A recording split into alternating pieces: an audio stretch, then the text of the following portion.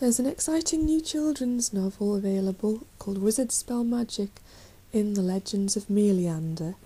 It's a magical children's book with wizards and dragons.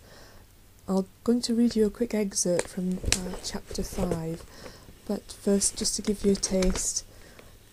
As the dark wizard Delvrastian searches the magical realm of Leander in his thirst for the power of the lost magical entities, bringing chaos and destruction to these magical lands, but when 4 ordinary children from our world accidentally stumble upon one of the entities, the dark obsidian gemstone, within the grounds of an old haunted castle, their adventures have only just begun.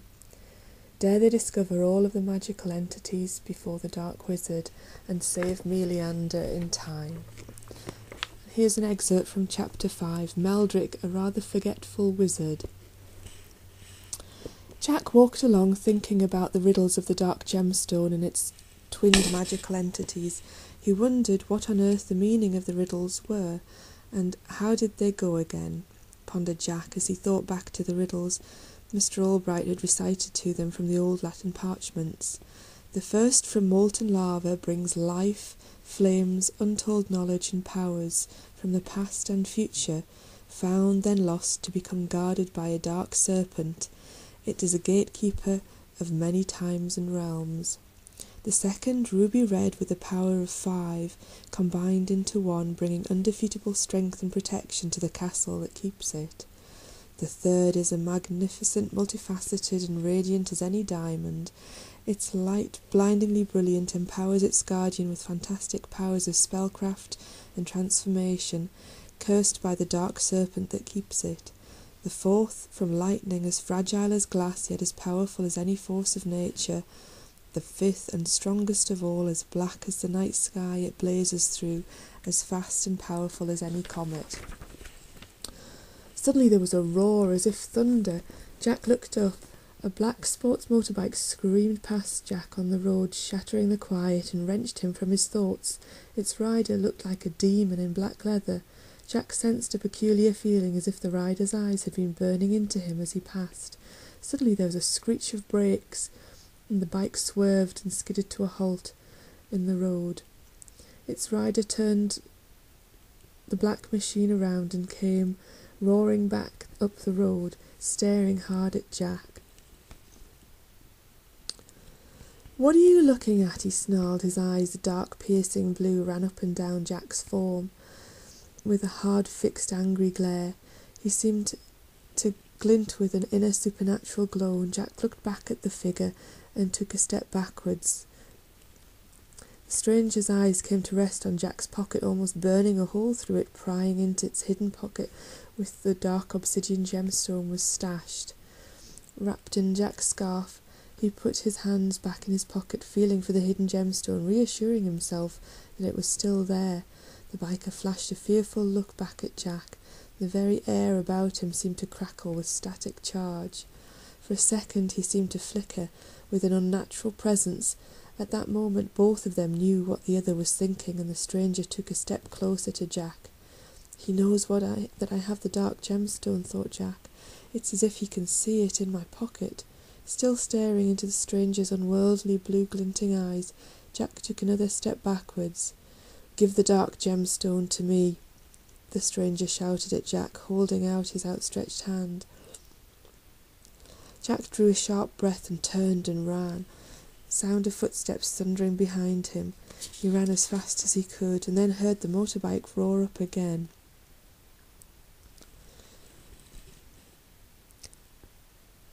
Suddenly Jack had an overwhelming impulse gripping him that he couldn't control, to hurl the dark obsidian gemstone away from him at the nearest wall.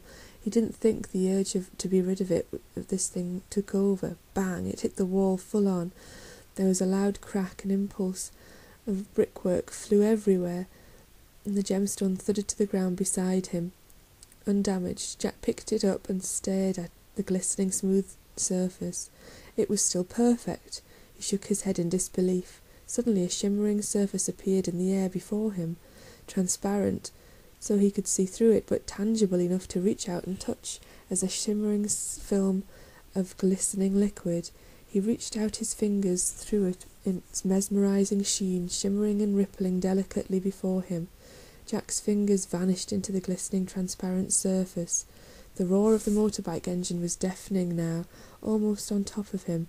Reacting without thinking, Jack leapt forwards, throwing himself into the glistening film of light.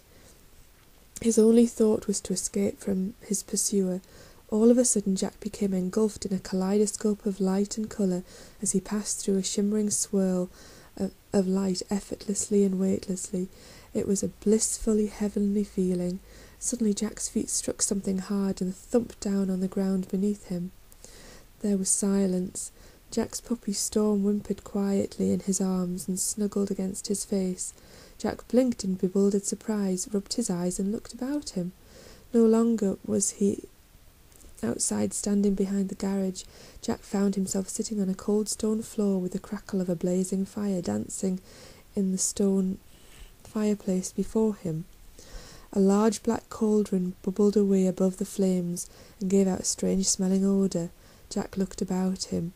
Above there were high rafters inside the roof of the old building, and a crow as black as night hopped from one leg to the other upon the rafters, eyeing Jack beadily from a distance. Meow! A large black cat sat washing itself by the hearth, watching Jack and his puppy suspiciously.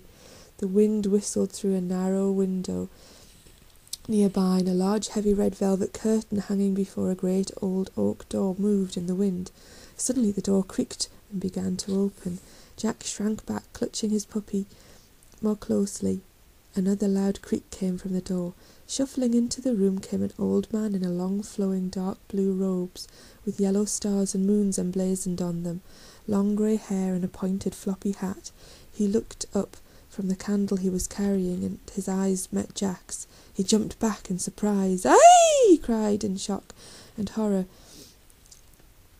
followed by a babble of incantations. He stammered, the candlestick dropping to the floor. Jack shrank back further.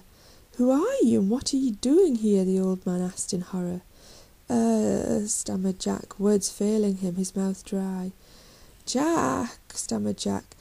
"There'll be no witchery pokery this night," exclaimed the old man. "Don't you be recanting strange works at me." "No," said Jack, "it's my name, I'm Jack," he smiled. "Sorry I barged in on you like this, I didn't mean to. I don't really know how I got here." Jack looked about him in confusion. "It's all a bit weird."